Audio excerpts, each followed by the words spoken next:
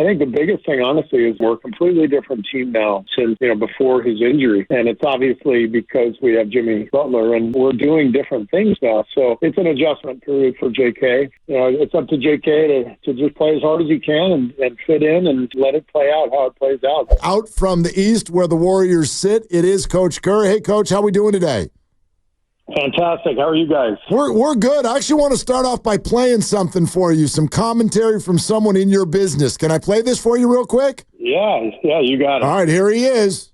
I guess we had a 3-on-1 fast break where two guys went for the alley-oop and it didn't go in. And my good friend Steve Kerr texted me. I'm like, what was the hell was up with that 3-on-1? And I said, yeah, I know, Coach. And he was like, well, just so you feel better, Draymond would have did the same thing, and Steph would have pulled up and shot a three. All right, so for those who don't know, that's Tommy Lloyd, the head coach in Arizona. You're blowing up his phone after that game, huh? Yeah, we're pretty tight. Tommy's a great guy, fantastic coach, and we've gotten really tight over the years, so we text pretty frequently, and I wanted him to make him feel better. So, yeah, I just let him know. Our guys would have done the exact same thing, so don't worry about it. Gutsy win for the Cats, and up next it's the fight in Dunleavy's. Any side action between you and Mike with Duke and Arizona? There will for sure be side action, and no spread necessary. I know we're heavy underdogs, but I don't need any help. We're going to take them down. Okay, so that's happening Thursday night off for you guys. Like, are you the type that likes to go with the person who's rooting against you and watch together, or do you want to be as far away from Dunleavy as possible? That's a good question. I have to admit, last night I turned it on, and before I could even sit down, it was 18-4. Oregon. Right. I turned it off and I watched White Lotus.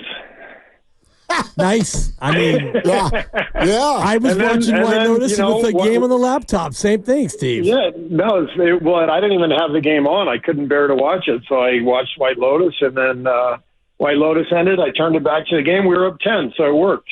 I love it.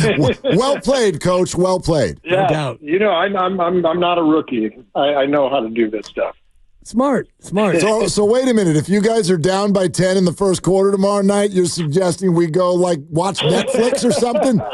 Yes, you guys should definitely do that. Okay. It's helpful. All right, give it a shot. That's one approach, but man, you were down 27-5, I think, last time on the road, and we all talked about how we couldn't turn it off, and so even the Atlanta game, which kind of started out a little bit wonky, we all were locked in. What did you think of the effort after a first quarter where it seemed like Atlanta just simply couldn't miss? Yeah, I just felt like we couldn't get our legs underneath us that first quarter. I think we gave up 40 points. They were running right past us. We weren't there defensively. They didn't feel us.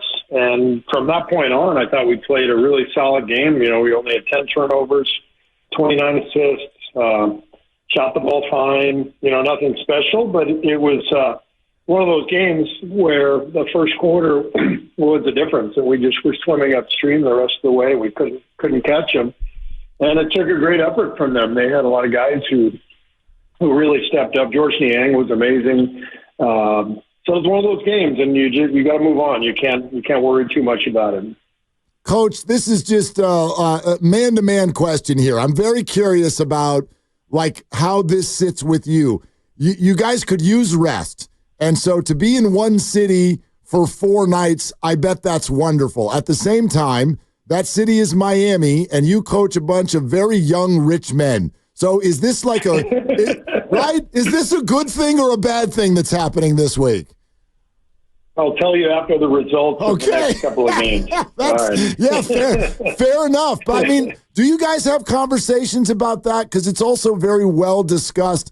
In fact, recently by Jimmy Butler, that you really let the guys go be them. Yeah, we go over the schedule before the season starts. Once we get the schedule from the league, we go over the travel and what it would look like. And I can tell you this: if the guys had seen the schedule and I said, no, we're going to leave Miami immediately and go to New Orleans, even though we don't play for a couple of days. that would have been disastrous for team morale. So, this stuff's pretty easy. You just, these guys deserve to go have fun. They work so hard all year long. This is a wonderful break to get a few days in Miami. Guys are on the beach. Guys are out having fun.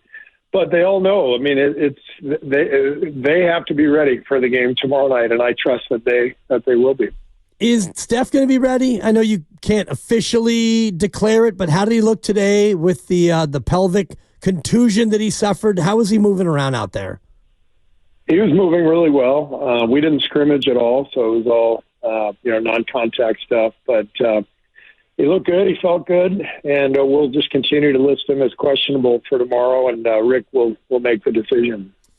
Steve, I know that you're no stranger to this. For whatever reason, Jonathan Kuminga is someone that people just want to discuss every day and really micro every single maneuver he makes out there.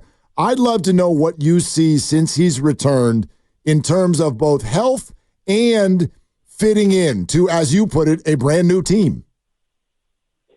Yeah, I think he's coming along. His first couple games, he really played well that first night out. I'm always of the mindset that with injured guys, the first game's the easiest one. They're just running on adrenaline. I can't wait to get back. It's the next couple that seem to get guys, but I think JK, he came out great game against Sacramento the first game back. Little rusty, for a couple games. And I think the biggest thing, honestly, is we are a different team. We're a completely different team now since, before his injury. And it's obviously because we have Jimmy Butler. And Jimmy is he's the best ISO player in the league. I mean, by analytics, he's the number one ISO player in the league. So you can see, you guys are watching the games. Our style has shifted a little bit. We're playing through Jimmy, and Steph, of course. But we got to have spacing. We've got to play around Jimmy, and we're doing different things now. So it's an adjustment period for JK for sure, and we're trying to figure out rotations as well. We got a lot of guys over the last couple months who are really playing well. I think Gary Payton's been one of our best players. You look at Guy and the energy that he's brought, and Buddy Hield playing well. So a lot of guys playing well. The team's playing well. So it's up to JK to just play as hard as he can and fit in and let it play out how it plays out. Does that ISO through Jimmy style not favor Jonathan as much as it does maybe Gary, who can sit in the corner and spot up, or Brandon, who can shoot the three from above the break? Well, we're still kind of looking at the combinations but you can see how teams are playing us. Toronto the other night, they didn't guard anybody other than Steph. They hounded Steph everywhere. They stayed with Buddy, maybe stayed with Brandon, and then they just sat in the paint off of everybody else. And it's not the first time we've seen that kind of defense. Memphis has done that to us for years. It's very effective, when teams have big guys like Pirtle and Scotty Barnes. Toronto had, and then Memphis has Jaren Jackson and all their length. So that's a way that teams have defended us. And when you see that, you got to figure it out. You got to figure out how you're going to handle the way they're guarding Steph. And it comes down to spacing. You got to have space on the floor to make teams pay for that kind of defense. Steve, this is not just about Jonathan Kuminga. It's about the whole group. And as you sort of discussed there, like you guys are trying to figure out the new rotation. I remember after the Pistons game, you were like, I have to keep playing Guy Santos. But there have been nights where it's been a struggle for him to get minutes. What has the challenge been like for you in that before Jonathan came back, it looked like you finally had those rotations really set. And now they go into a not set sort of a way again. Yeah, that's all part of the deal in this league, and you're kind of doing that all season long based on injuries and results, and you're mixing and matching. When you do find something, you want to stick with it, and we've obviously found something. These last 20 games.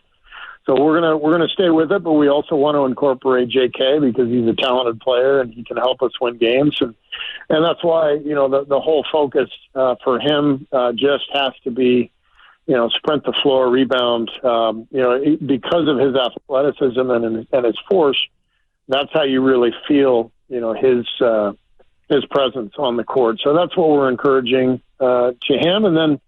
As you guys know, I mean, you guys get injured, things happen, things change quickly in this league, so everyone just has to stay ready. Steve Kerr with us, as he is every week. Willard and Dibs.